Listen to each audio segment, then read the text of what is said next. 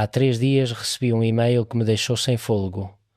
Um pai pedia-me que partilhasse com o mundo o que o seu filho de 7 anos tinha experimentado. E confesso-vos algo. Nos meus mais de 40 anos a investigar o inexplicável, o que estão prestes a ouvir tirou-me o sono. Porque, se o que este menino viu é verdade, e tenho fortes razões para crer que é, então restam-nos apenas algumas semanas para o evento mais transcendental das nossas vidas. Entre 20 e 24 de dezembro deste ano de 2025, o mundo, tal como o conhecemos, deixará de existir. Não falo de ficção científica, não falo de fantasias religiosas. Falo de algo que o menino de 7 anos viu com uma clareza que desafia toda a lógica e que coincide de maneira arrepiante com profecias antigas que a maioria esqueceu ou decidiu ignorar. Isto é a história de David, e aviso-vos, depois de a ouvirem nada voltará a ser igual. Chamo-me Juan José Benítez e, durante décadas, persegui o impossível. Investiguei avistamentos de OVNI. Entrevistei testemunhas de fenómenos paranormais. Percorri o mundo à procura de respostas para perguntas que a ciência convencional se recusa a formular, mas nunca, repito, nunca me tinha deparado com um caso que me abalasse tanto como este. Quando li esse e-mail do pai do David, o meu primeiro instinto foi a cautela. Sabem que sou céptico por natureza, não acredito em tudo o que me contam.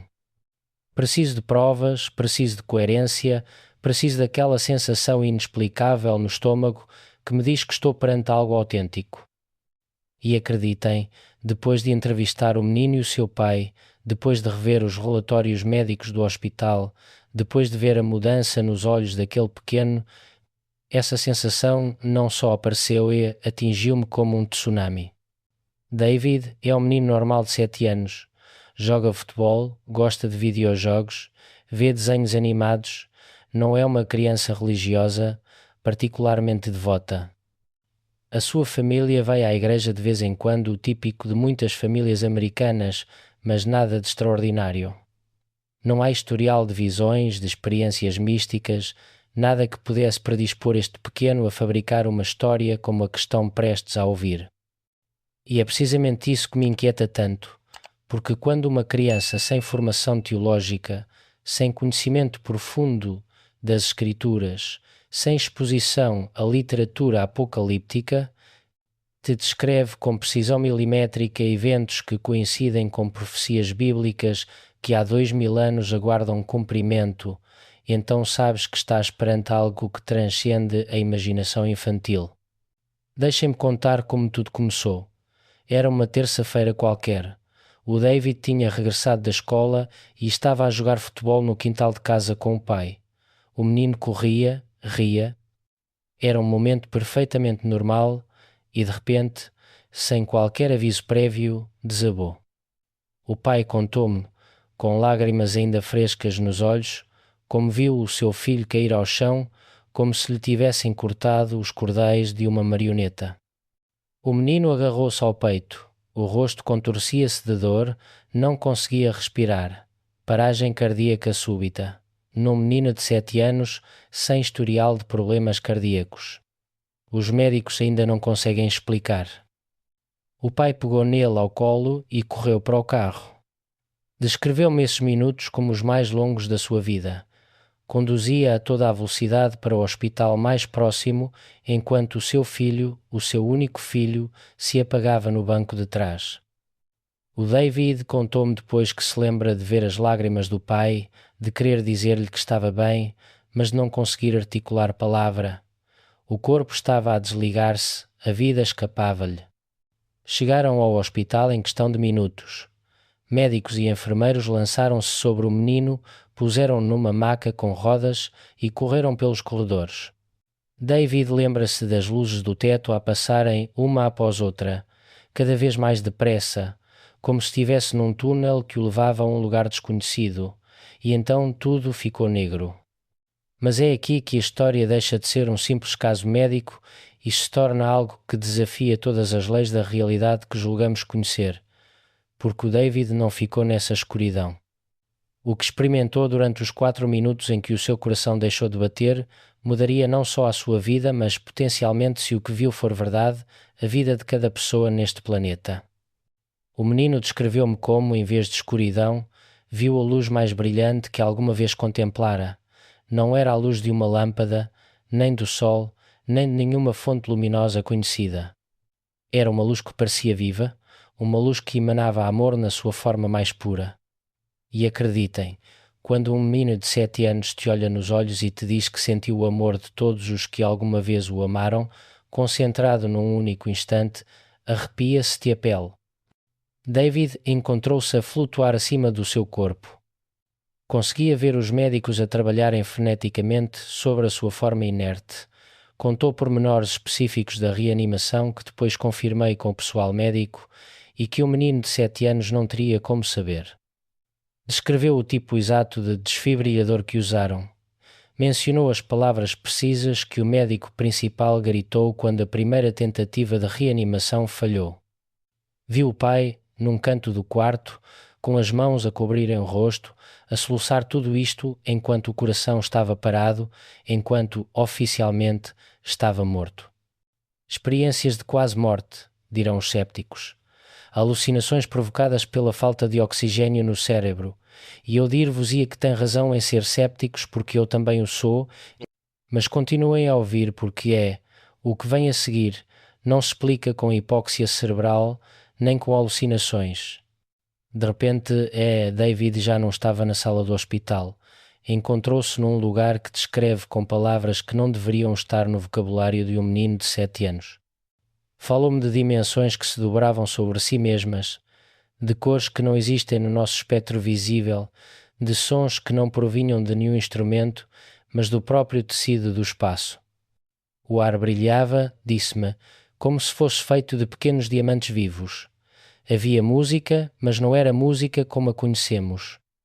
Era como se cada átomo daquele lugar estivesse a cantar uma sinfonia que ressoava diretamente na sua alma. E a sensação de paz, de completude, de estar exatamente onde devia estar, era tão avassaladora que o menino chorou quando me contou, não de tristeza, mas porque a nossa linguagem humana é insuficiente para descrever algo tão magnífico. Foi então que o viu, caminhando na sua direção, através de uma névoa dourada que parecia ter consciência própria, apareceu uma figura que o David soube imediatamente que era Jesus. E aqui devo deter-me um momento, porque a descrição que este menino me deu não coincide com nenhuma das representações tradicionais que vemos nas igrejas ou nos livros da escola dominical. O David disse-me que era mais alto do que qualquer pessoa que alguma vez tinha visto. Os olhos, contou o pequeno, com um temor reverente que me fez estremecer, eram como olhar diretamente para o centro do universo. Podiam ver tudo, conheciam tudo, sabiam cada pensamento, cada erro, cada momento vergonhoso e ainda assim emanavam um amor tão profundo que tornava todo o resto irrelevante. Jesus chamou-o pelo nome e o David jurou-me que, quando ouviu o seu nome pronunciado por aquela voz, foi como ouvir a canção mais bela jamais composta, como se o seu nome tivesse sido criado especificamente para soar daquela maneira. A voz de Jesus, disse-me, não era simplesmente um som, era uma experiência multissensorial que vibrava em cada célula do meu corpo. E as primeiras palavras que ouviu foram: David, trouxe-te aqui porque tens um trabalho importante a fazer.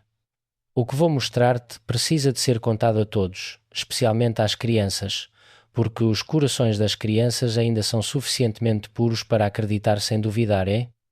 Os adultos esqueceram-se de comover com o coração, mas tu podes ajudá-los a recordar. Jesus estendeu a mão. David descreveu-me essa mão com um detalhe que me pôs os pelos em pé. Disse que podia ver as cicatrizes dos cravos, mas não eram cicatrizes feias ou dolorosas. Brilhavam, disse-me, como se fossem janelas para outra dimensão de luz pura. Quando tomou aquela mão, tudo mudou.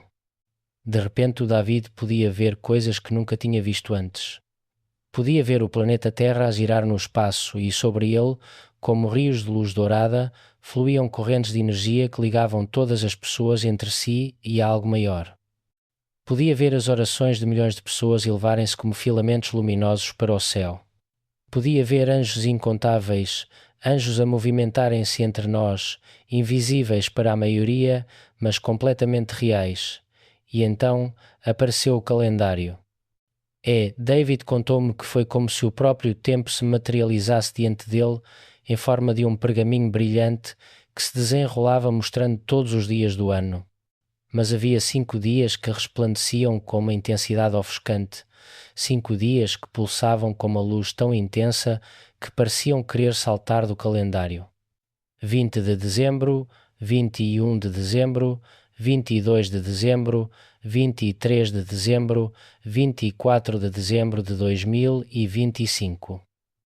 Estes 5 dias, disse Jesus ao menino, vão mudar tudo.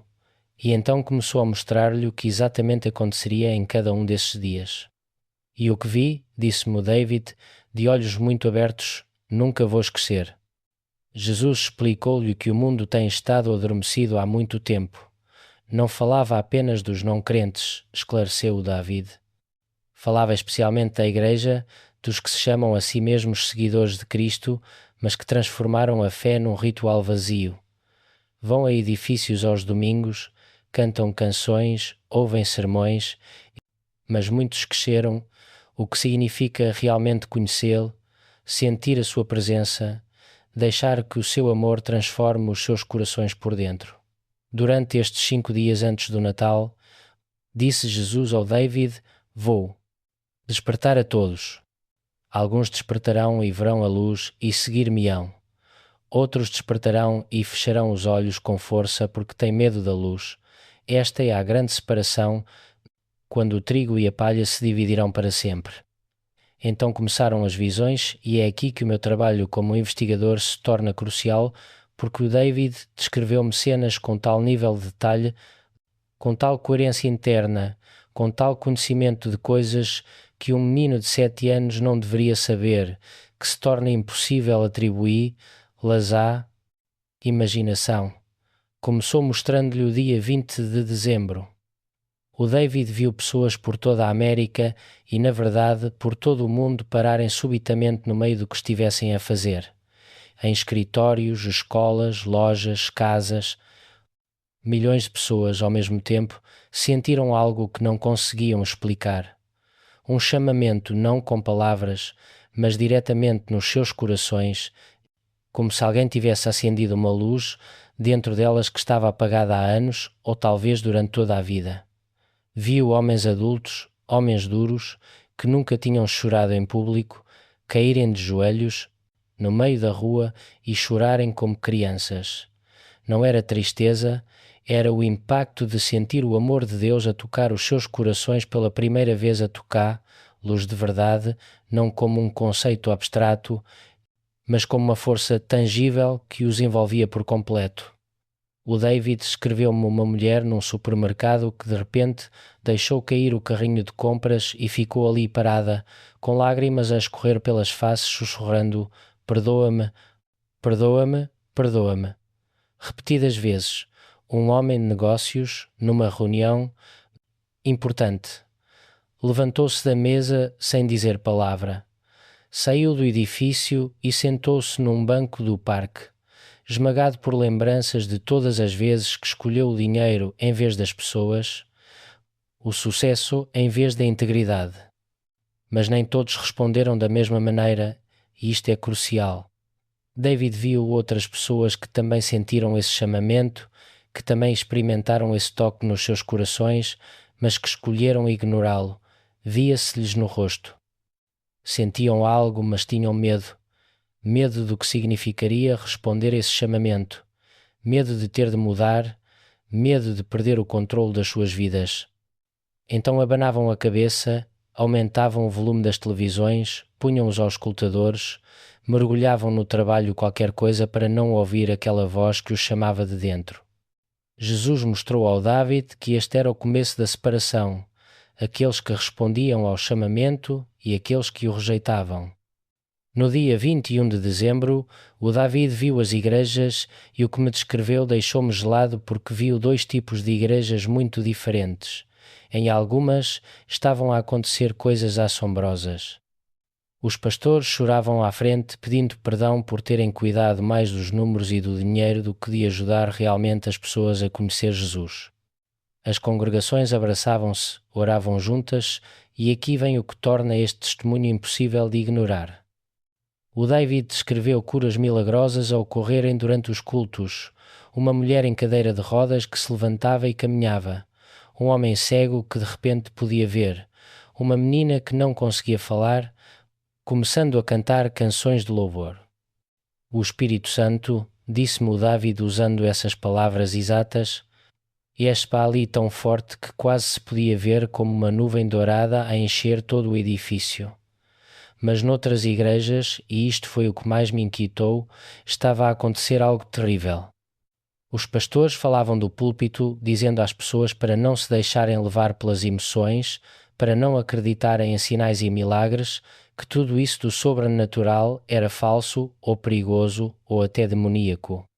Estavam mais preocupados em parecer inteligentes e manter o controle do que em deixar Deus fazer o que queria fazer. Alguns deles estavam literalmente a dizer às pessoas para saírem se começassem a orar muito alto, a chorar ou a levantar as mãos. O rosto de Jesus, disse-me o David, parecia tão triste quando me mostrava isto. E então disse algo que me perfurou a alma. Estes são os meus pastores que se tornaram lobos. Supunha-se que conduzissem as minhas ovelhas a pastos verdejantes, mas, em vez disso, estão a afastá-las de mim. Investiguei isto, falei com teólogos, revi a história das igrejas. E sabem o que descobri? Que, ao longo da história, sempre que Deus tentou fazer algo novo, algo poderoso, foram sempre os líderes religiosos estabelecidos os primeiros a rejeitá-lo. Os fariseus rejeitaram Jesus. A Igreja Católica perseguiu os reformadores. As igrejas tradicionais rejeitaram cada avivamento genuíno que ocorreu. Por isso, quando David me descreveu pastores a rejeitarem o que Deus estava a fazer, não me surpreendeu, entristeceu-me. Mas não me surpreendeu, porque a religião organizada sempre teve mais medo de perder o controle do que de experimentar Deus genuinamente. No dia 22 de dezembro foi quando as coisas se intensificaram. O David descreveu sismos a acontecerem em lugares onde não deveriam acontecer, edifícios a tremer, o solo a rachar, mas aqui está a parte extraordinária, a parte que faz este testemunho ser diferente de qualquer previsão apocalíptica genérica que tenhas ouvido. Nas áreas onde as pessoas estavam reunidas em oração, nada lhes acontecia. Era como se houvesse um escudo invisível a protegê-las. O sismo sacudia tudo à sua volta, mas elas estavam completamente a salvo. Os repórteres não o conseguiam entender. Continuavam a dizer que era coincidência ou sorte, mas qualquer um com olhos espirituais podia ver que Deus estava a proteger o seu povo. O David também viu anjos a tornarem-se visíveis não para todos, mas para muita gente, especialmente para crianças. Crianças por todo o mundo a apontar para o céu ou para os cantos dos quartos, dizendo: olha o anjo, olha como é lindo. Alguns pais acreditavam nos filhos, mas outros pensavam que estavam apenas a imaginar coisas ou a inventar histórias. Jesus disse ao David que as crianças conseguem ver o reino espiritual mais facilmente do que os adultos, porque os seus corações são mais puros e ainda não aprenderam a duvidar de tudo. E isto faz sentido. Investiguei centenas de casos de experiências paranormais e, sempre, são as crianças as primeiras a ver, as primeiras a sentir, as primeiras a saber que algo extraordinário está a acontecer. As notícias, contou-me o David, ficaram loucas a tentar explicar o que estava a acontecer. Luzes no céu que não eram aviões nem estrelas. Pessoas a ouvir vozes que lhes davam mensagens de consolo quando estavam tristes ou assustadas. Hospitais a reportarem que doentes estavam a ser curados de doenças que os médicos diziam ser impossíveis de curar. O mundo inteiro estava a ver que algo sobrenatural estava a acontecer e já ninguém podia negar. Mas isto, e prestem muita atenção, enfureceu algumas pessoas. Os líderes religiosos que já não acreditavam em milagres começaram a ir à televisão dizer que tudo o que estava a acontecer era falso, psicológico ou até demoníaco. Diziam que as pessoas estavam a ser enganadas e que a fé real não precisa de sinais e maravilhas. Denominações que estiveram juntas durante centenas de anos começaram a dividir-se. Metade acreditava que Deus realmente se estava a mover e a outra metade pensava que era tudo uma parvoíce. Jesus disse ao Dávid que esta separação era necessária. Estou a chamar o meu povo a sair de edifícios religiosos que não têm vida neles e a entrar numa relação real comigo. Será doloroso, mas tornará a minha noiva pura e pronta para o que vem a seguir. E eu pergunto-me, enquanto investigo este caso, enquanto falo com o David e vejo a convicção nos seus olhos, quantas das nossas igrejas, hoje, estão realmente vivas? Quantas são apenas clubes sociais com uma camada de verniz religioso? Quantas estão mais interessadas em preservar as suas tradições do que em experimentar o Deus vivo?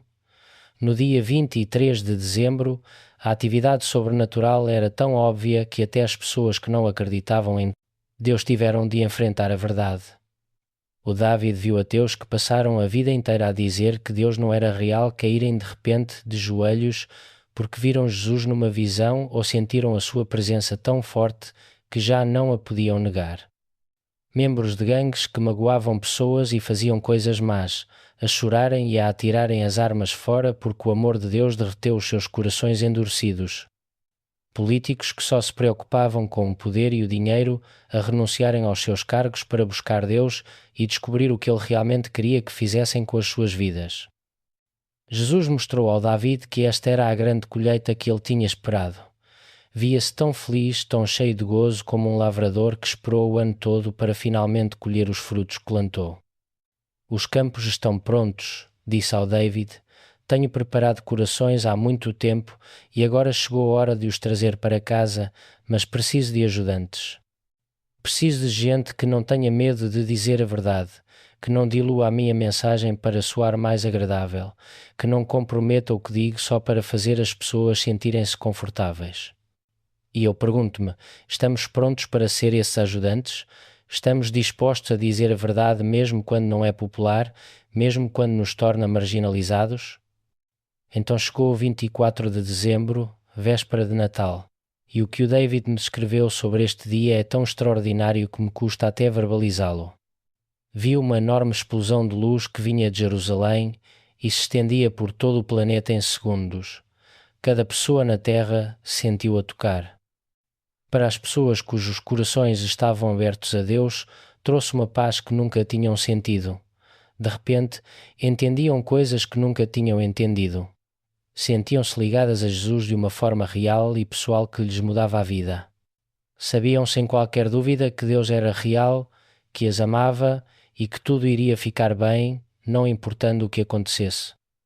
Mas, para as pessoas cujos corações estavam fechados, corações endurecidos por anos de escolhas de egoísmo, pecado e orgulho, a luz assustou-as e enfureceu-as.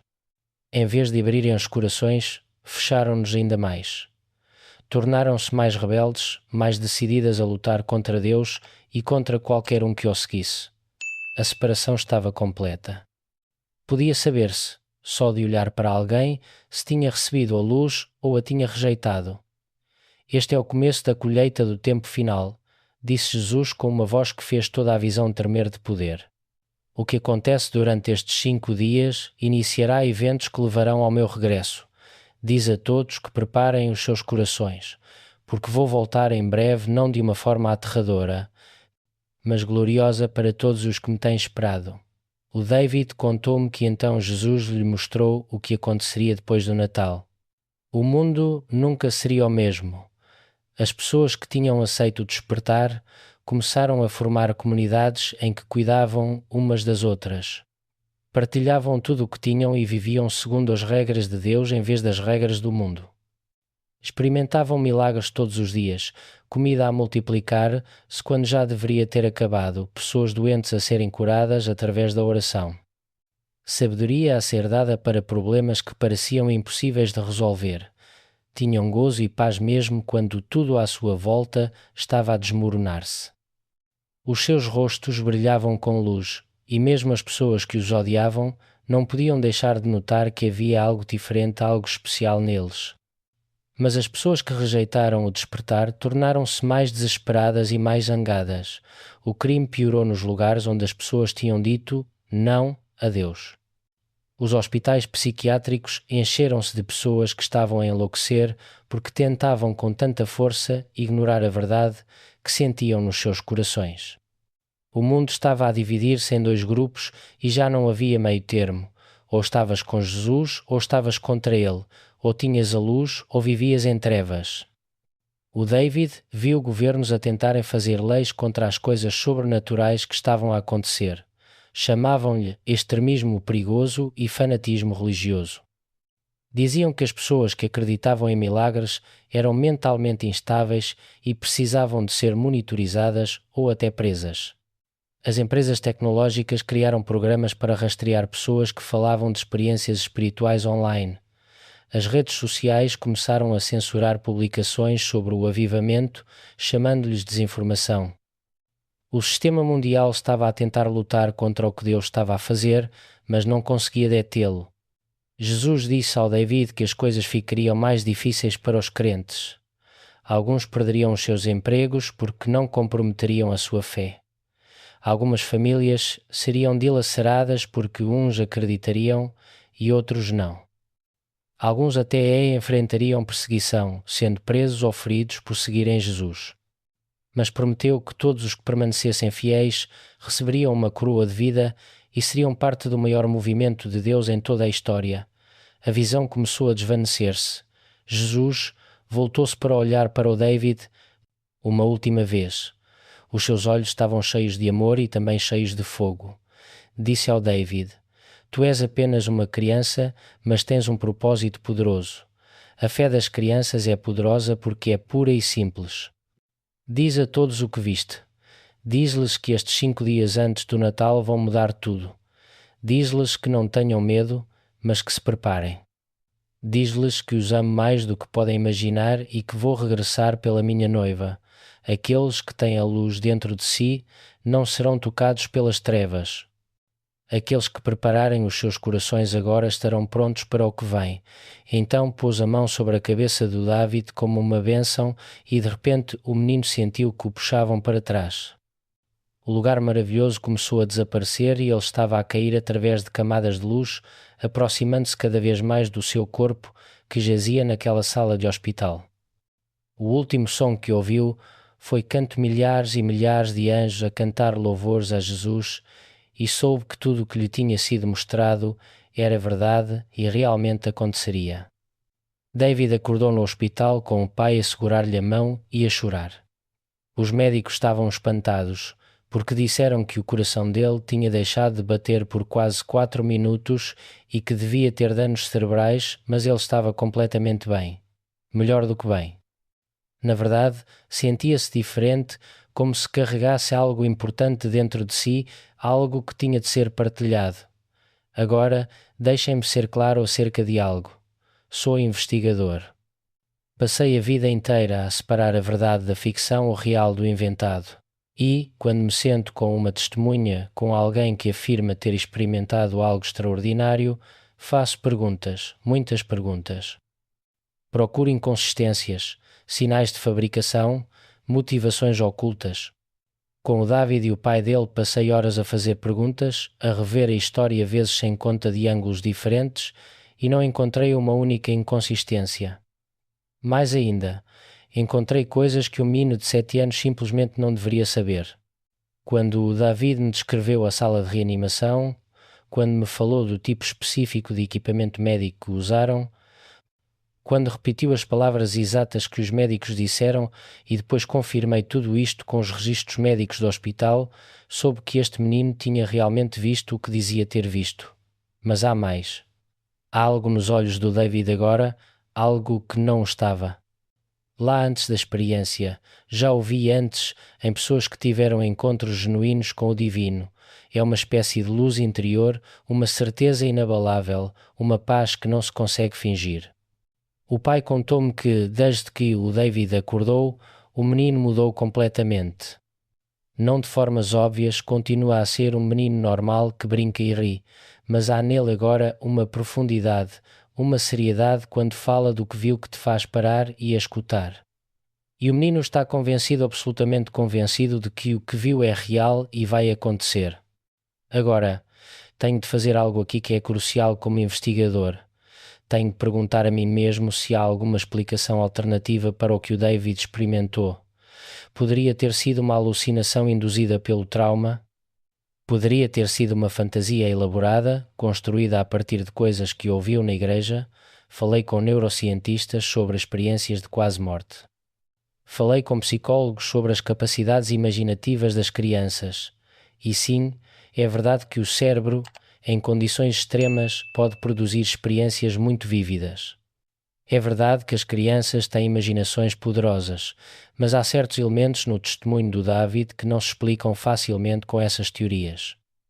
Primeiro, a coerência teológica. O David, um menino de 7 anos, com educação religiosa mínima, descreveu-me conceitos que coincidem perfeitamente com profecias bíblicas específicas sobre os últimos tempos. A separação do trigo e da palha, a grande colheita, a divisão das igrejas, a manifestação visível do sobrenatural, estes não são conceitos ensinados comumente nas escolas dominicais para crianças. São temas complexos de escatologia que requerem anos de estudo teológico para compreender plenamente e, no entanto, o David descreveu-os com uma clareza que me deixou sem fôlego. Segundo, os detalhes verificáveis. Como já mencionei, o David descreveu aspectos da sua reanimação que foram confirmados pelo pessoal médico, mas também mencionou coisas sobre o futuro imediato que podemos e devemos verificar. Disse que estes eventos ocorrerão entre 20 e 24 de dezembro de 2025. Isso é específico, isso é verificável. Não é uma previsão vaga sobre algum tempo futuro indefinido. É uma data concreta e isso intriga-me enormemente porque significa que não teremos de esperar muito para saber se o David realmente viu algo genuíno ou não. Terceiro, o impacto emocional e psicológico. Entrevisei muitas pessoas que afirmam ter tido experiências espirituais.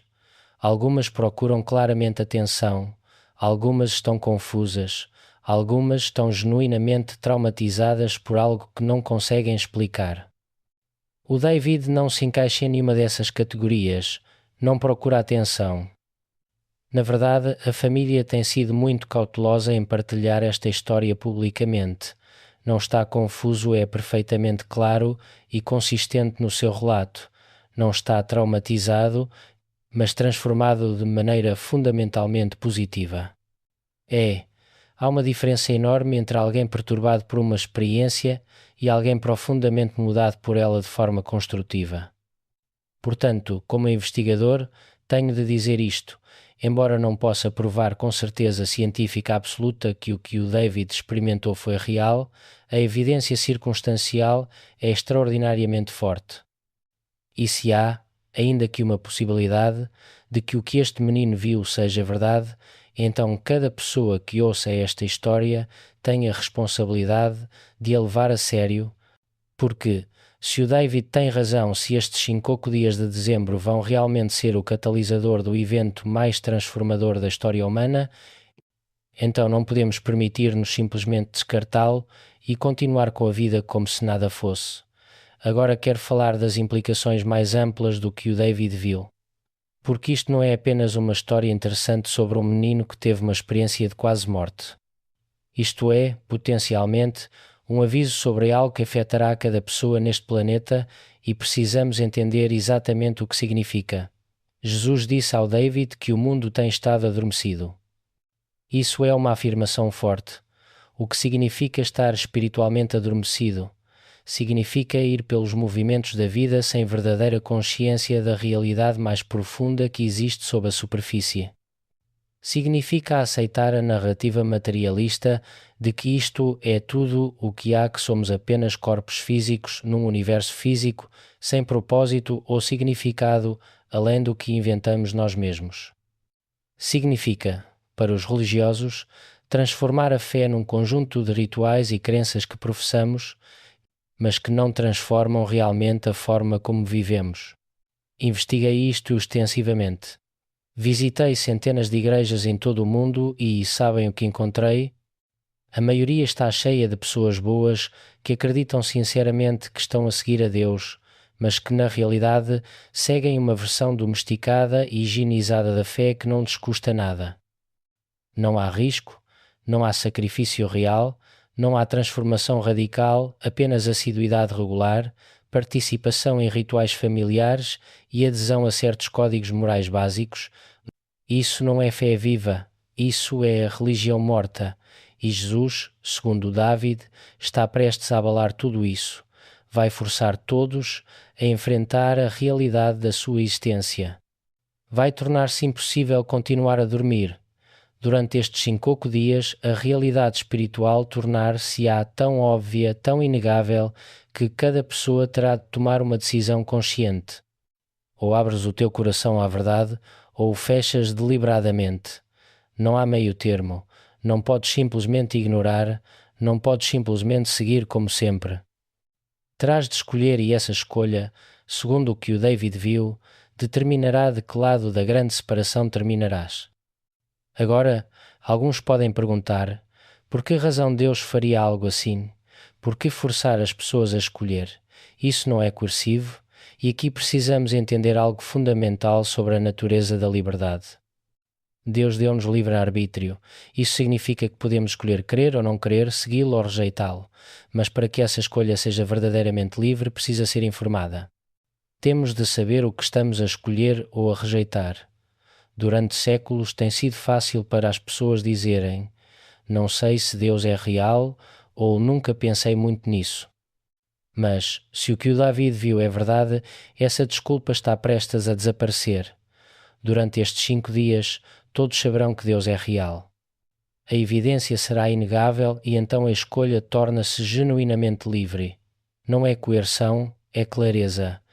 É como alguém que viveu num quarto escuro toda a vida e de repente as luzes se acendem. Podes abrir os olhos e ver, ou podes fechá-los com força e recusar-te a olhar, mas já não podes dizer que não sabias que as luzes estavam acesas, e essa é uma distinção crucial. Deus não está a forçar ninguém a amá-lo. Está simplesmente a revelar a sua existência de uma forma que torna impossível negá-la. O que fizeres com essa informação depende inteiramente de ti. O David também me falou das crianças. Jesus disse-lhe especificamente que as crianças são cruciais em tudo isto porque os seus corações são mais puros. Ainda não foram corrompidas por anos de cinismo, materialismo e dúvida. Quando veem algo sobrenatural, aceitam. Quando sentem a presença de Deus, não a questionam nem a analisam, até à exaustão, simplesmente recebem. E isso fez-me pensar em algo que tenho observado na minha investigação há anos.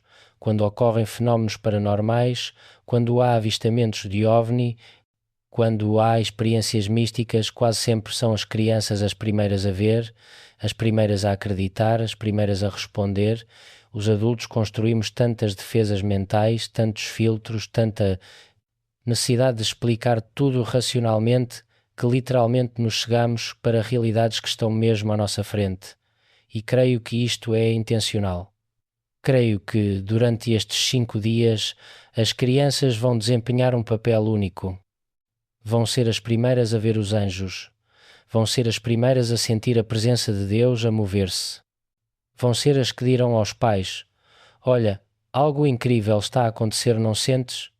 E então os pais terão de decidir se confiam na percepção espiritual pura dos seus filhos ou se a descartam como imaginação infantil. Isso será um teste em si porque requer humildade de ir admitir que uma criança pequena pode ver verdades espirituais mais claramente do que nós, com toda a nossa educação e experiência. Falemos também das igrejas. O que o David viu acerca das igrejas durante estes dias perturbou-me profundamente e deveria perturbar qualquer líder cristão que ouça isto, porque a visão mostrou claramente que as igrejas se dividirão em 2 categorias. Aquelas onde o Espírito de Deus se move livremente, trazendo cura, transformação e vida genuína. e aquelas onde os líderes religiosos estão tão entrincheirados no controle e na tradição que resistem ativamente ao que Deus está a fazer. E o aterrador é que ambos os grupos se chamarão cristãos, ambos citarão a Bíblia, ambos afirmarão estar a seguir Jesus. Mas um estará a experimentar a realidade viva da sua presença, enquanto o outro terá apenas uma casca vazia de ritual religioso. Como saberes em que tipo de igreja estás? O David deu-me algumas pistas. Nas igrejas onde Deus realmente se move, haverá lágrimas genuínas de arrependimento, não lágrimas performativas. Não emocionalismo manipulado, mas um reconhecimento honesto de que temos andado a jogar à igreja em vez de buscar verdadeiramente a Deus. Haverá unidade genuína entre os crentes, não uma unidade forçada baseada na conformidade, mas amor autêntico, nascido do facto de todos terem experimentado o mesmo toque de Deus. Haverá curas físicas, haverá manifestações tangíveis do poder de Deus que não se podem explicar naturalmente.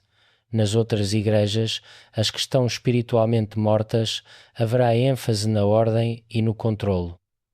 Os líderes preocupar-se-ão mais em manter a sua autoridade do que em deixar Deus fazer o que quer.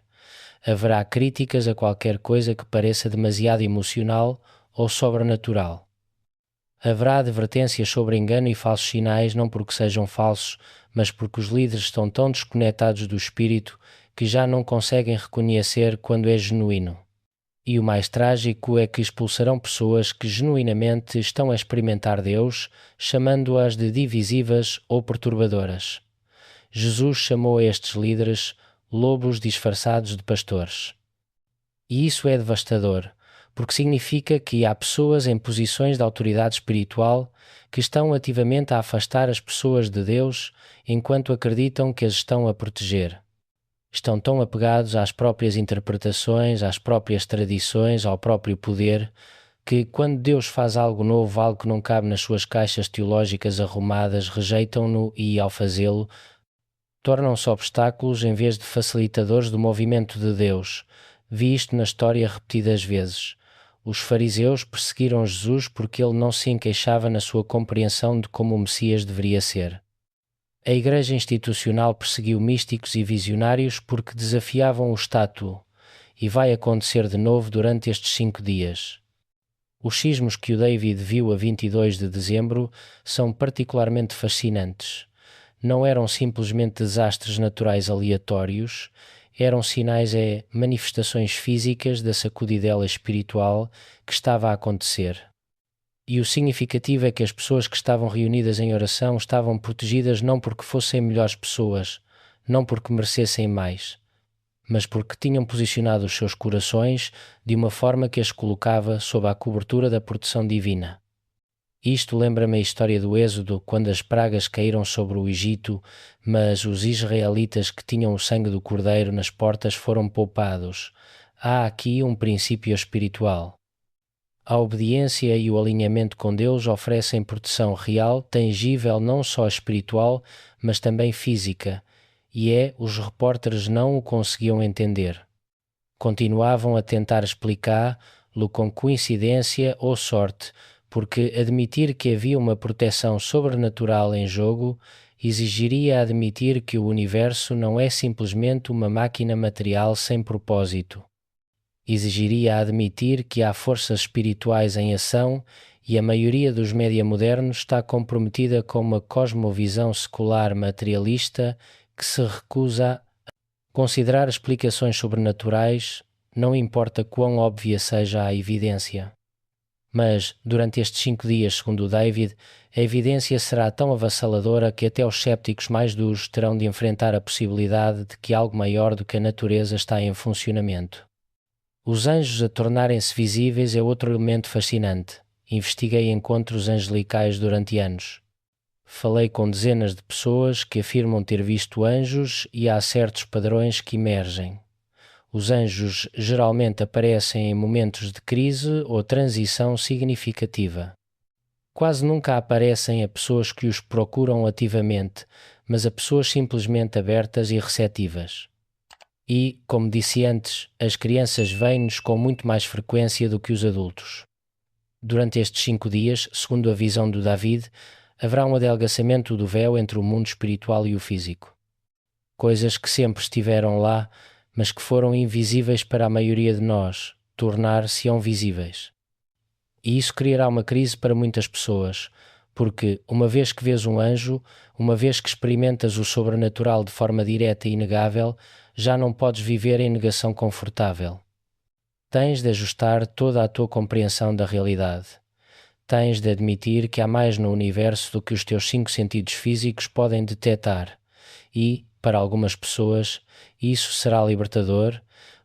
Finalmente a confirmação de que não estão loucas, de que as coisas que têm sentido ou percepcionado espiritualmente são reais. Mas, para outras, será aterrador porque significa que têm de enfrentar o facto de que viveram as suas vidas baseadas numa compreensão incompleta e fundamentalmente defeituosa da realidade. No dia 23 de dezembro, quando David viu ateus a converterem-se, membros de gangues a arrependerem-se, políticos a renunciarem a isso, é o que Jesus chamou de grande colheita. E aqui há algo crucial a entender.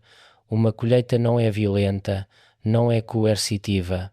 É simplesmente o momento em que o que tem crescido debaixo da terra finalmente se torna visível e é recolhido. Deus tem trabalhado nos corações de milhões de pessoas durante anos, décadas, toda a vida. Em alguns casos tem plantado sementes, regado, nutrido, mas para a maioria esse trabalho foi invisível, inconsciente. Não sabiam que Deus os estava a preparar, mas Ele estava. E, durante estes 5 dias, todo esse trabalho oculto dará fruto. De repente, as pessoas terão revelações. Sentirão como se despertassem de um sono. Olharão para trás, para as suas vidas, e verão como Deus já as tem guiado o tempo todo, mesmo quando não sabiam, mesmo quando o rejeitavam ativamente. E essa realização será tão poderosa, tão avassaladora, que não a poderão resistir. Cairão de joelhos, chorarão, arrepender-se-ão, entregarão as suas vidas a algo maior do que elas mesmas, e isso é belo. É o que todo pastor, todo evangelista, todo cristão genuíno tem orado para que aconteça, mas precisamos de ajudantes, disse Jesus. Precisamos de pessoas que não tenham medo de dizer a verdade. E isto é crítico, porque durante esses dias haverá muita confusão, muitas vozes contraditórias, falsos mestres a tentarem cooptar o que está a acontecer para os seus próprios propósitos. Haverá cépticos a tentarem desacreditar tudo. Haverá líderes religiosos a tentarem contê-lo e controlá-lo. E no meio de todo esse ruído, Deus precisará de pessoas que simplesmente digam a verdade. Não uma verdade suavizada, não uma verdade politicamente correta, não uma verdade desenhada para fazer todos sentirem-se confortáveis, a verdade simples e direta sobre quem é Jesus, o que Ele está a fazer e o que espera de nós. E isso exigirá coragem, porque dizer a verdade faz de ti um alvo. As pessoas comprometidas com as suas falsidades atacar-te-ão. Os sistemas religiosos estabelecidos que se sentem ameaçados tentarão silenciar-te. Os governos que querem manter o controlo e etiquetar-te-ão como perigoso. Mas, segundo Jesus, é exatamente disso que se precisa. Pessoas que valorizem a verdade mais do que o seu próprio conforto, a sua própria segurança, a sua própria reputação. E quando encontrares essas pessoas, quando as reconheceres, junta-te a elas, porque serão elas que Deus usará para guiar outros através destes tempos turbulentos. No dia 24 de dezembro, a explosão de luz desde Jerusalém, isto é profundamente simbólico. Jerusalém tem sido o centro espiritual do mundo durante milénios. Foi onde Abraão quase sacrificou Isaque. Foi onde se construiu o Templo de Salomão. Foi onde Jesus foi crucificado e ressuscitou. É a cidade que as profecias bíblicas dizem que será o centro dos eventos do fim dos tempos. Assim, faz perfeito sentido que a manifestação final da presença de Deus durante estes 5 dias emane de lá. Não é apenas uma luz física, é uma manifestação da presença de Deus tão intensa que literalmente envolve o planeta em segundos. E aqui está o que me parece mais significativo. Todos a sentem, não só os crentes, não só os buscadores todos. Cada pessoa no planeta sente esse toque. Para alguns, é como voltar para casa depois de estar perdido a vida inteira. É paz, é amor, é compreensão, é certeza, é tudo o que os seus corações buscavam sem saber que buscavam. Mas, para outros, é terror porque finalmente têm de enfrentar a realidade que têm evitado. Deus é real. Há juízo, há consequências para as escolhas que fizemos. E essa realização, para corações endurecidos na rebelião, é insuportável. A separação completa, o David descreveu-a como algo que se podia ver nos rostos das pessoas. Os que receberam a luz brilhavam literalmente. Havia algo diferente neles, algo que não se podia fingir. Paz no meio do caos, gozo no meio da incerteza, amor quando tudo à volta era ódio. E os que rejeitaram a luz tornaram-se mais sombrios, mais zangados, mais desesperados, mais determinados a agarrar-se à sua rebelião, custe o que custar. E este é o ponto de não retorno, pelo menos em termos de facilidade. Jesus disse ao David que, depois destes dias, ainda será possível que as pessoas se voltem para ele, mas será muito mais difícil. As linhas terão sido traçadas, os lados escolhidos, e mudar de lado exigirá um nível de humildade e arrependimento que poucos conseguirão reunir. Agora, falemos sobre o que vem depois do Natal, porque isto não termina a 24 de dezembro, isso é apenas o começo. O David viu duas sociedades a emergirem. Por um lado, comunidades de crentes a viverem de maneira radicalmente diferente do mundo, a partilhar tudo, a cuidar uns dos outros, a experimentar milagres diários, a viver segundo princípios do reino em vez de princípios mundanos. E isto lembra-me a igreja primitiva descrita em Atos. Partilhavam todas as coisas em comum, vendiam as suas posses e distribuíam a cada um conforme a necessidade. Experimentavam sinais e maravilhas e o Senhor acrescentava, dia após dia, os que iam sendo salvos. Isso é o que o David viu surgir depois destes 5 dias, um retorno ao cristianismo do primeiro século, não cristianismo institucional, não cristianismo cultural, cristianismo vivo, perigoso, transformador. E as pessoas nessas comunidades terão algo que o mundo não pode dar: gozo genuíno no meio do sofrimento, paz no meio da tempestade, poder para fazer o impossível, e isso atrairá mais pessoas. Porque quando o mundo está a desmoronar-se e vês um grupo de pessoas que tem algo real, algo que funciona, algo que proporciona significado, propósito e comunidade genuína, vais querer o que elas têm. Mas, do outro lado, o mundo escurecer-se-á, o crime aumentará, a saúde mental colapsará, os sistemas sociais desmoronar-se-ão não porque Deus esteja a castigar ativamente as pessoas, mas porque, quando rejeitas a fonte de amor, paz e ordem, o que resta é ódio, caos e desintegração. É uma consequência natural. É como arrancar as raízes de uma árvore e depois perguntar por que está a murchar. Deus é a fonte de toda a bondade, toda a beleza, toda a verdade. Quando o rejeitas deliberadamente, estás a escolher a escuridão e a escuridão tem consequências. O David viu governos a tentar legislar contra o sobrenatural, a tentar tornar ilegal falar sobre experiências espirituais, a tentar etiquetar crentes como extremistas perigosos. E isto já está a começar. Já vemos plataformas de redes sociais a censurar certos tipos de conteúdo religioso. Já vemos alguns governos a classificar certas crenças religiosas como discurso de ódio. Já vemos o começo do que pode tornar-se perseguição em larga escala. E nos dias após esta grande separação é, segundo a visão do David, isto intensificar-se-á dramaticamente, porque o sistema mundial, controlado por forças que se opõem a Deus, sentir-se-á ameaçado por este avivamento. Tentará sufocá-lo, contê-lo, destruí-lo, mas não poderá. Porque quando Deus realmente se move, quando o Espírito Santo realmente está a agir, nenhum poder humano o pode deter. Podem prender crentes, mas mais se levantarão. Podem fechar igrejas, mas os crentes reunir-se-ão em casas. Podem censurar a mensagem, mas as pessoas encontrarão formas de a partilhar. A história da igreja demonstra-o. Sempre que houve perseguição genuína, a igreja cresceu. Porque a perseguição separa os crentes nominais dos verdadeiros, e os verdadeiros, os que realmente experimentaram Deus, preferem morrer a negar o que sabem ser verdade. Jesus prometeu ao David que todos os que permanecerem fiéis receberão uma coroa de vida. Essa é uma referência a Apocalipse 2, 10. Sê fiel até à morte, e dar-te-ei a coroa da vida. É uma promessa para os que perseveram, os que não desistem, por mais difícil que se torne, e vai tornar-se difícil. O David foi muito claro quanto a isso.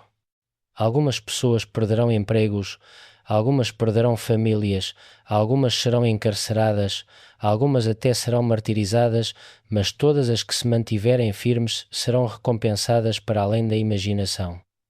Então, a grande pergunta é: o que fazemos com esta informação? Se acreditamos que há, ainda que uma possibilidade, de que o David viu seja verdade, como deveríamos viver nas próximas semanas? O David deu-me algumas respostas específicas. Primeiro, prepara o teu coração. Isto não é sobre armazenar comida e mantimentos, embora não haja mal em estar preparado fisicamente, mas a preparação real é espiritual, é acertar contas com Deus, é ser honesto sobre o estado da tua alma, é perguntar: eu realmente conheço Deus ou apenas sei sobre Ele? Realmente experimentei a sua presença ou apenas tenho passado pelos movimentos religiosos? Realmente entreguei a minha vida a Ele ou ainda estou a tentar manter o controle? Segundo, examina a tua vida. Há coisas que estás a fazer e que sabes que estão erradas. Há relações que precisam ser reparadas. Há perdão que precisas dar ou pedir. Há vícios, pecados secretos, compromissos que te separam de Deus. Durante estes 5 dias, segundo David, tudo será exposto. A luz revelará o que está oculto, não para te envergonhar, mas para te dar a oportunidade de lidar com isso antes que seja tarde demais. Por isso, não esperes. Começa a limpar a tua casa agora. Começa a acertar as coisas agora. Não porque tenhas medo do juízo, mas porque amas a Deus e queres estar completamente disponível para o que Ele quer fazer na tua vida. Terceiro, ora como nunca antes. O David foi muito específico. Jesus disse-lhe que a oração será absolutamente crucial durante esses dias, porque a oração não é apenas pedir coisas, é alinhar-te com os propósitos de Deus. É abrir o coração para receber o que Ele quer dar. É posicionar-te espiritualmente de forma a poder ser usado por Ele. Durante estes 5 dias, as pessoas que têm orado fielmente, que cultivaram uma vida de oração genuína, serão as que poderão discernir o que realmente está a acontecer. Serão as que poderão guiar outros. Serão as que terão autoridade espiritual para falar verdade no meio da confusão. Quarto, conta a tua história. Não te cales. Se experimentaste Deus, se sabes que Ele é real, se foste transformado pelo seu amor, conta às pessoas. Partilha o teu testemunho não de forma arrogante ou condenatória, mas com humildade e autenticidade, porque as histórias têm poder. As pessoas podem argumentar contra a teologia, mas não podem argumentar contra a tua experiência pessoal. E, nos dias vindouros, quando as pessoas estiverem confusas e com medo e à procura de respostas, a tua história pode ser exatamente o que elas precisam ouvir. Quinto, procura comunidade. Não podes passar por isto sozinho. Precisas de estar ligado a outros crentes, não apenas a assistir a uma igreja, mas em relações genuínas onde as pessoas realmente se conhecem, cuidam umas das outras, oram umas pelas outras, prestam contas mutuamente. As comunidades que o David viu formarem-se depois do Natal não surgiram do nada. Formaram-se porque as pessoas já tinham começado a construir essas ligações, já tinham aprendido a confiar umas nas outras, já tinham praticado partilhar as suas vidas juntas. Se ainda não estás nesse tipo de comunidade, começa a procurar. Lá agora. Encontra pessoas que realmente levem a sua fé a sério, pessoas dispostas a viver de forma diferente, pessoas que valorizem a verdade acima do conforto. Sexto, educa-te espiritualmente. Lê a Bíblia, especialmente as profecias sobre os últimos tempos. Lê os Evangelhos. Lê o livro do Apocalipse.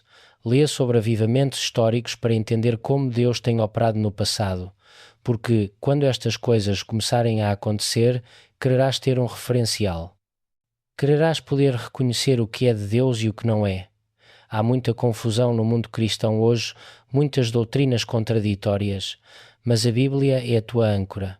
O teu padrão é por ela que provas todo o resto. 7. Mantém-te flexível. Um dos maiores problemas da religião institucional é que se torna rígida, desenvolve tradições e depois confunde as tradições com a verdade. Agarra-se a certas formas de fazer as coisas e depois não consegue adaptar-se quando Deus faz algo novo. Mas se o que o David viu é verdade, Deus está prestes a fazer algo radicalmente novo e isso exigirá pessoas dispostas a abandonar ideias pré-concebidas. Exigirá abertura, adaptabilidade, disposição para seguir o Espírito mesmo quando ele te levar em direções inesperadas. 8. Não tenhas medo. Esta é provavelmente a mensagem mais importante que Jesus deu ao David para partilhar. Não tenham medo. Estes dias serão intensos, haverá sacudidela, algumas pessoas enfrentarão oposição e perseguição, mas para aqueles que estão com Deus, que têm a sua luz dentro, não há nada a temer. Estarás protegido, serás guiado, terás paz no meio da tempestade, terás gozo no meio do caos, porque Deus está contigo. E se Deus está contigo, quem poderá estar contra ti? 9. Mantém-te alerta, mas não obcecado. É fácil, quando ouves uma profecia como esta, ficar tão focado em datas e detalhes que perdes de vista o ponto mais importante. O ponto não é saber exatamente o que vai acontecer, quando. O ponto é estar preparado espiritualmente aconteça o que acontecer. Então, sim, marca estas datas no teu calendário. 20 a 24 de dezembro de 2025. Presta atenção durante esses dias. Mas não permitas que isso consuma cada momento das tuas horas de vigília entre agora e lá. Vive a tua vida, faz o teu trabalho, cuida da tua família, mas faz tudo com a consciência de que algo significativo pode estar no horizonte. 10. Sê um portador de luz. Jesus disse ao David que as pessoas com luz serão imediatamente reconhecíveis.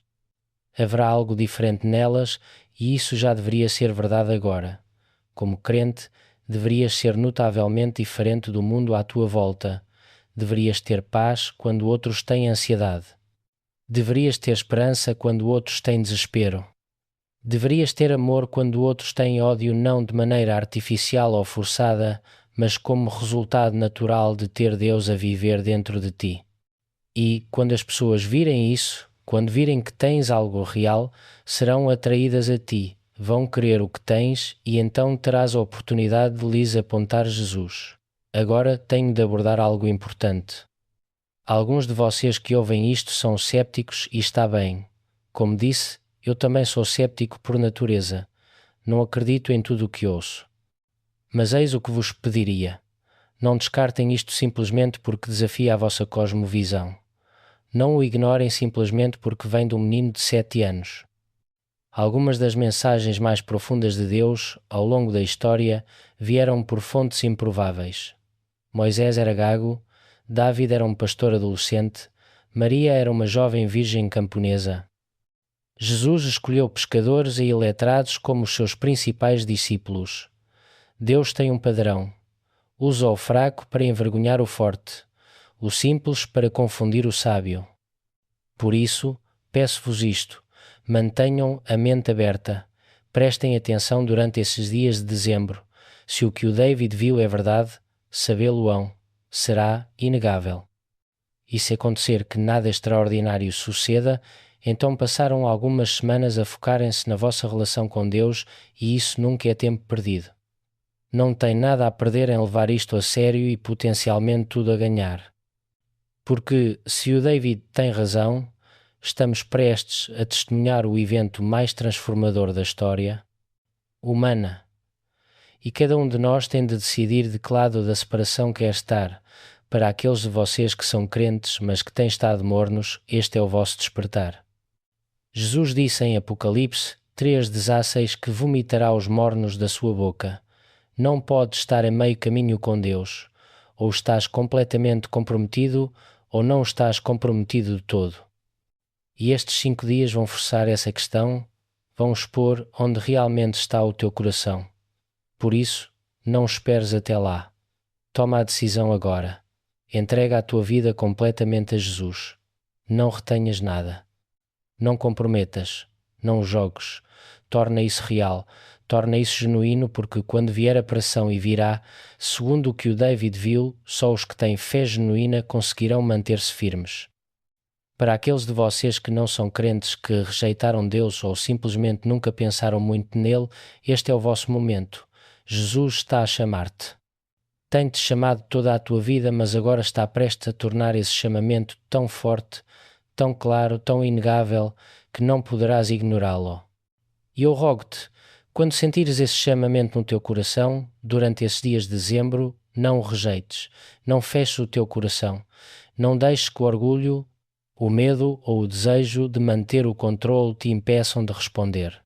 Abre o teu coração, diz sim a Deus e descobre que tudo o que tens procurado, tudo o que a tua alma tem ansiado, está disponível numa relação com Ele. Vou contar-vos algo pessoal. Quando me sentei para entrevistar o David, quando ouvi a sua história pela primeira vez, algo em mim mudou. Investiguei o inexplicável durante décadas. Vi coisas que a maioria das pessoas não acreditaria. Falei com testemunhas de todo o tipo de fenómenos paranormais, mas nunca, em todos esses anos, senti o que senti ao ouvir este menino de 7 anos descrever o seu encontro com Jesus. Havia uma autenticidade, uma pureza, uma certeza que me tocou num lugar muito profundo e me fez perguntar: estou preparado? Eu realmente conheço Deus da maneira que o David o conheceu? Ou tenho estado apenas a investigar fenómenos espirituais a uma distância segura, sem realmente me envolver? Essas são perguntas incómodas, mas são as perguntas certas, porque todos precisamos de as fazer. Todos precisamos olhar honestamente ao espelho e perguntar onde realmente estamos com Deus. Não onde pensamos estar, não onde queremos que os outros acreditem que estamos. Onde realmente estamos. Porque durante esses 5 dias que o David viu, segundo o seu testemunho, não haverá lugar para fingir, não haverá lugar para se esconder. A luz vai expor tudo e é melhor lidar com isso agora, em privado, nos teus próprios termos, do que seres forçado a enfrentá-lo então, quando toda a realidade estiver a sacudir à tua volta.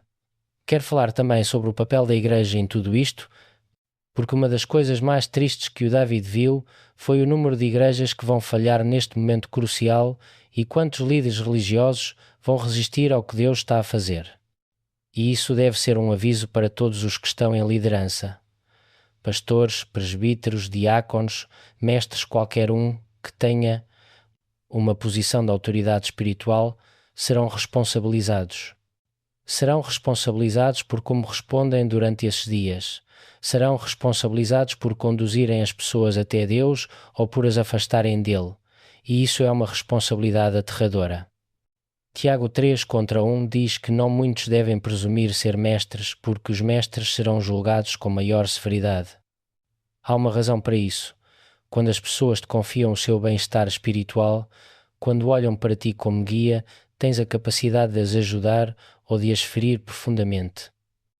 E se usas essa posição para satisfazer o teu próprio ego, para construir o teu próprio reino, para manter o teu próprio controlo, então serás responsabilizado. Jesus tinha palavras duras para os líderes religiosos hipócritas do seu tempo. Chamou-lhes guias cegos, sepulcros caiados, filhos do inferno. E isso foi porque usavam a religião para oprimir as pessoas em vez de as libertar. Durante estes 5 dias que o David viu, haverá um teste decisivo para cada líder da igreja. Permitirás que Deus se mova livremente na tua igreja, mesmo que isso signifique perder o controlo? Permitirás que o Espírito Santo faça o que quer fazer, mesmo que isso perturbe os teus cultos cuidadosamente planeados? Permitirás que ocorram milagres genuínos, mesmo que isso desafie a tua teologia arrumadinha? Ou resistirás, criticarás, apagarás o espírito porque tens medo do que as pessoas pensarão, medo de perder a posição, medo de admitir que talvez não tivesses razão, sobretudo? Estas são as perguntas que cada líder terá de responder, e as suas respostas determinarão se são pastores ou lobos. Para aqueles de vocês nas congregações, também têm um papel a desempenhar. Se o vosso pastor, se os vossos líderes começarem a resistir ao movimento genuíno do Espírito de Deus, não os sigam cegamente. Não assumam que, por estarem à liderança, têm de estar certos. Provem tudo pelas Escrituras. Provem tudo pelo fruto que produz. Jesus disse que os reconhecerias pelos frutos.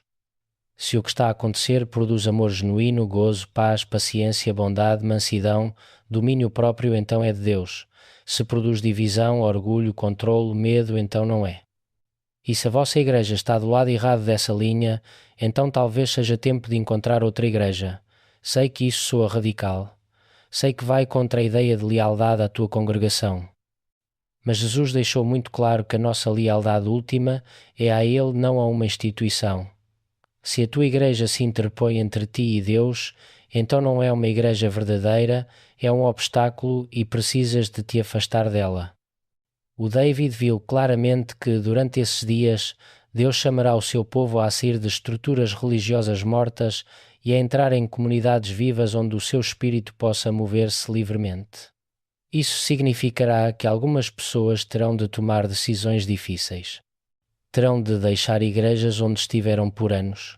Terão de decepcionar amigos e familiares, mas a alternativa é ficar num lugar onde Deus não está e perder a oportunidade de participar no que Ele está a fazer. Quero abordar também a questão do tempo. O David foi muito específico, de 20 a 24 de dezembro de... Estamos a falar de datas concretas num futuro muito próximo e isso vai incomodar algumas pessoas. Ao longo da história, houve numerosas previsões sobre o fim dos tempos que se revelaram falsas. Isso levou muitos a descartar todas as profecias sobre eventos futuros como tolices, e posso compreender esse cepticismo. Mas aqui está a questão.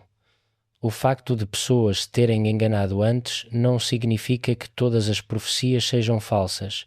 Significa que precisamos ser discernentes, precisamos provar as profecias e a melhor prova é o tempo. Se chegar 20 de dezembro de 2025 e nada extraordinário acontecer, então saberemos que o David estava errado, ou que interpretou mal o que viu, ou que algo mudou. Mas, se algo acontecer, se começarem a desenvolver-se eventos que coincidam com o que ele descreveu, então teremos de levar isso muito a sério. E isto leva-me a um ponto importante sobre como devemos segurar esta profecia. Não devemos ser dogmáticos. Não devemos agir como se tivéssemos certeza absoluta de que isto acontecerá exatamente como o David escreveu. Nenhum ser humano, nem mesmo profetas genuínos, vê perfeitamente. 1 Coríntios 13:9 diz que conhecemos em parte e profetizamos em parte. Há sempre espaço para má interpretação, para mal-entendidos. Por isso, seguramos isto com humildade, partilhamos com humildade, levamos a sério sem nos tornarmos rígidos ou arrogantes e esperamos para ver o que acontece. Ao mesmo tempo, não devemos usá-lo como desculpa para a inacção. Não devemos dizer, bem, pode acontecer ou não, então não vou fazer nada. Não, se há, ainda que uma possibilidade de que isto seja verdade, então devemos estar a preparar-nos. Devemos pôr a vida em ordem. Devemos aprofundar a relação com Deus. Não porque tenhamos medo de que algo mau vá acontecer, mas porque esse é o modo sábio de viver. De qualquer forma aconteçam ou não estes eventos específicos, todos enfrentaremos Deus eventualmente. Todos teremos de prestar contas de como vivemos. Todos precisamos estar preparados espiritualmente.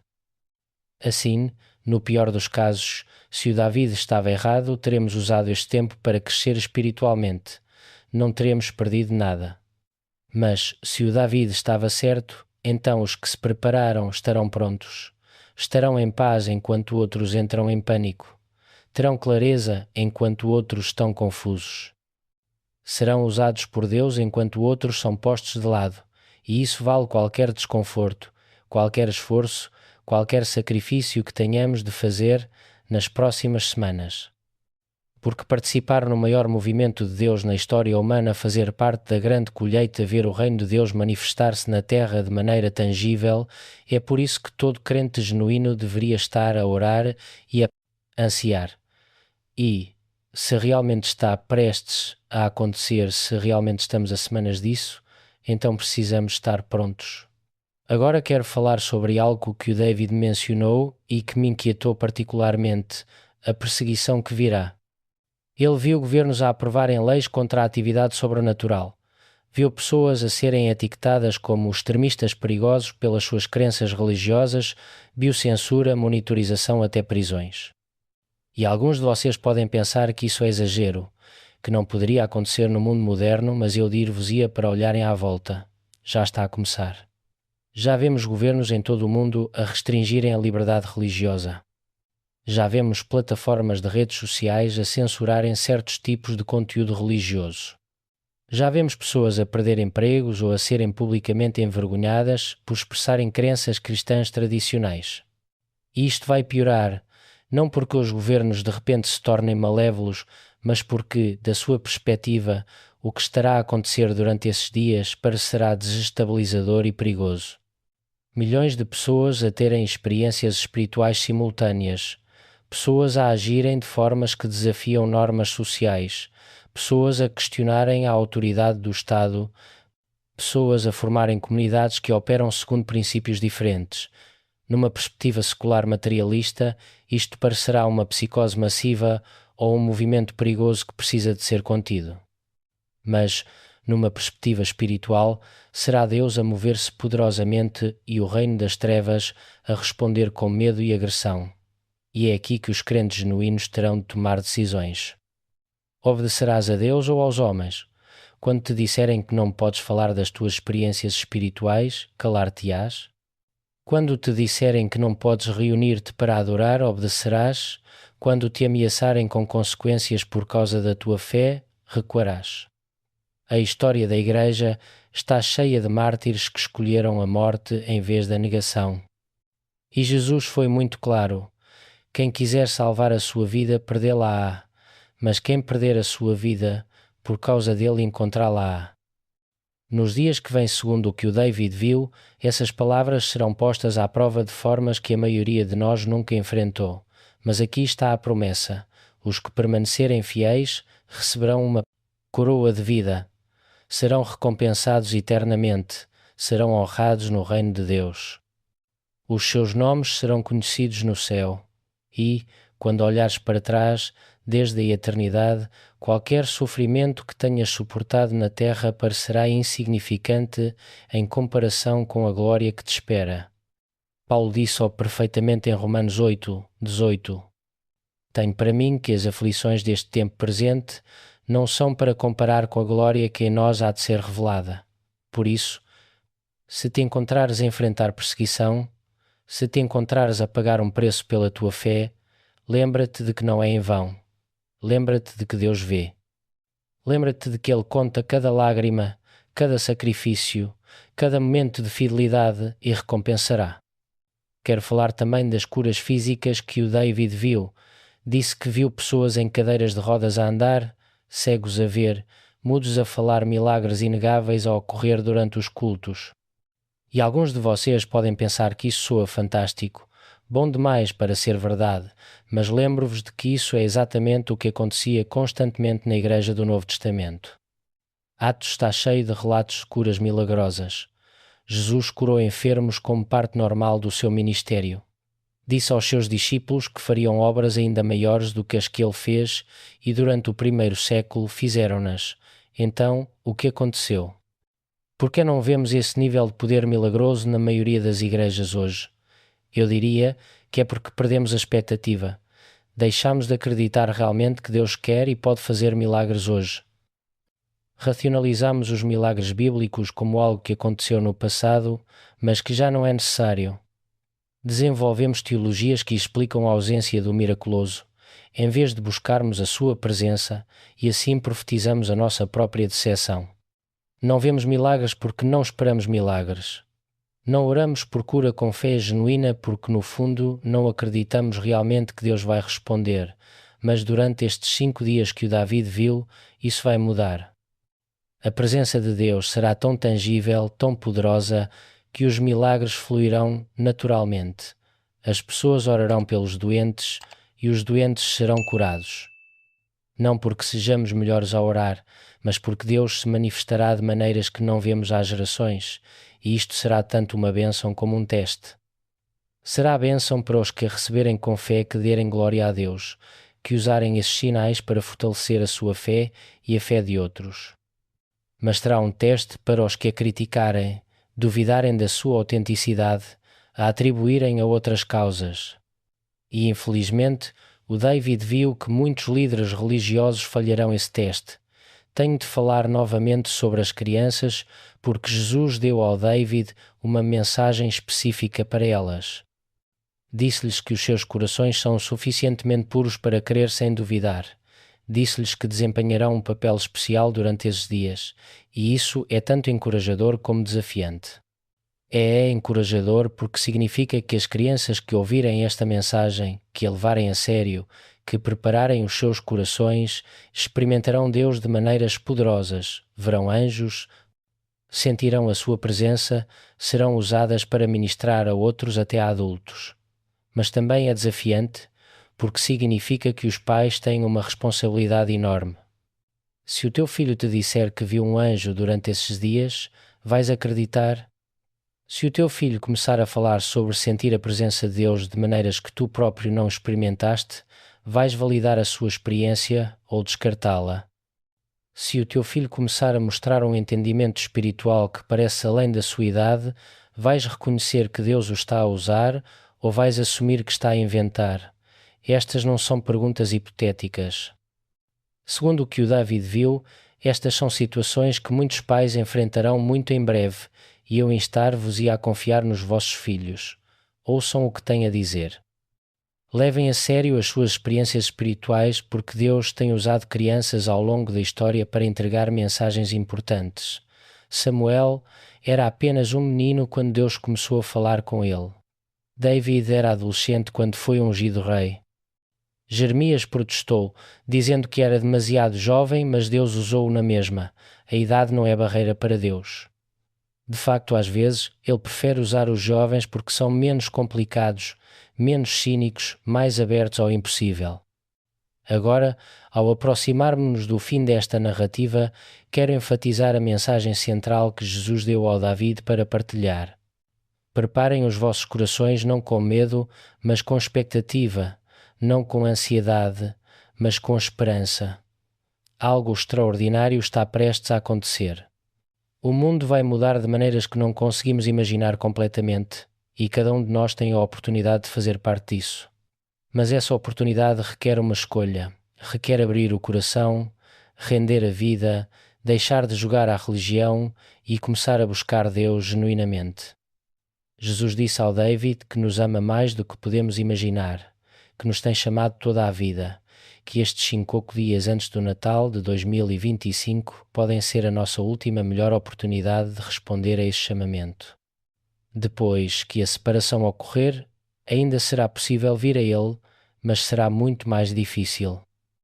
As linhas terão sido traçadas, os lados escolhidos, o período de graça fácil terminado. Por isso, agora é o tempo, agora é o momento de agir. Se nunca entregaste a tua vida a Jesus, fá-lo agora. Não esperes até dezembro. Não esperes até seres forçado por eventos avassaladores. Fá-lo agora na quietude do teu coração por tua própria livre escolha. Diz sim a Deus. Pede-lhe que entre na tua vida. Pede-lhe que te perdoe. Pede-lhe que te transforme. E Ele fá-lo-á. Ele tem esperado por este momento. Ele tem esperado por ti. Se és crente, mas tens estado morno, reacende o fogo. Volta ao teu primeiro amor. Lembra-te porque começaste esta jornada de fé. Deixa voltar a ser real. Deixa voltar a ser vibrante. Não te contentes com um cristianismo medíocre quando Deus te oferece algo extraordinário. Se és líder na igreja, examina as tuas motivações. Estás a servir a Deus ou a construir o teu próprio reino? Estás a guiar as pessoas para Ele ou a afastá-las? Estás aberto a que Ele faça algo novo ou estás tão comprometido com a tua forma de fazer as coisas que resistirás ao que Ele quer fazer? Agora é tempo de honestidade brutal. Agora é tempo de arrependimento, se necessário. Agora é tempo de te realinhares com os propósitos de Deus. Quem quer que sejas, onde quer que estejas na tua jornada espiritual, esta mensagem é para ti. David, um menino de 7 anos, foi levado ao céu e voltou com um aviso e uma promessa. O aviso: o tempo está a esgotar-se. A grande separação está para vir. Tens de escolher um lado, a promessa. Se escolheres Deus, se abrires o teu coração a Ele, se caminhares na sua luz, então não tens nada a temer. Estarás protegido, serás guiado. Experimentarás o seu amor de maneiras que nunca julgaste possíveis. Farás parte do maior movimento de Deus na história humana. Estas são as palavras de uma criança, mas creio que são palavras de Deus através de uma criança. E se eu estiver enganado, se isto não era uma visão genuína, então não perdemos nada por nos prepararmos. Ter-nos-emos aproximado mais de Deus, teremos aprofundado a fé, teremos construído comunidades mais fortes, teremos vivido com mais intencionalidade e propósito. Mas se eu estiver certo, se o David realmente viu o que vem, então aqueles que se prepararam estarão prontos para o momento mais importante das suas vidas. O dia 20 de dezembro está a apenas algumas semanas de distância. Esse é o primeiro dia que o David viu, o dia em que tudo começa a mudar. Usa estas semanas com sabedoria. Não as desperdices em distrações ou negação. Foca-te no que importa. Restaura relações. Confessa pecados. Busca Deus com todo o teu coração. Constrói o teu alicerce para que, quando vierem as tempestades e, segundo o David, virão, estejas de pé sobre a rocha firme. O mundo, tal como o conhecemos, está prestes a terminar. Um novo mundo está prestes a nascer. E tens a oportunidade de fazer parte desse nascimento. Esta é a visão do David, esta é a mensagem de Jesus através de um menino. Leva-a a sério, partilha-a com outros, prepara-te e, sobretudo, abre o teu coração. Porque o mais grandioso que alguma vez experimentaste pode estar a apenas semanas de distância e aqueles que estiverem prontos recebê-lo-ão com gozo. Aqueles que não estiverem serão sacudidos até ao núcleo. A escolha é tua, o tempo é agora e o futuro da tua alma pode depender do que fizeres a seguir.